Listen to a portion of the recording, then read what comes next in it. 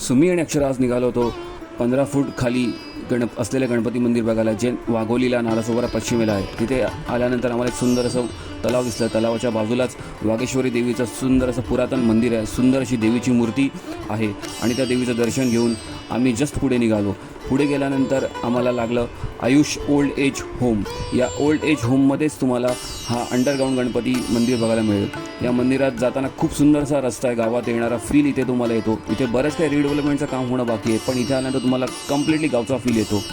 आणि तिथे तुम्हाला समोर हा डोम दिसत असेल. या डोमच्या आतमध्येच काही पायऱ्या आहेत आणि या पायऱ्या उतरून गेल्यानंतर आपल्याला सुंदर असं गणपती बाप्पाचं दर्शन होतं.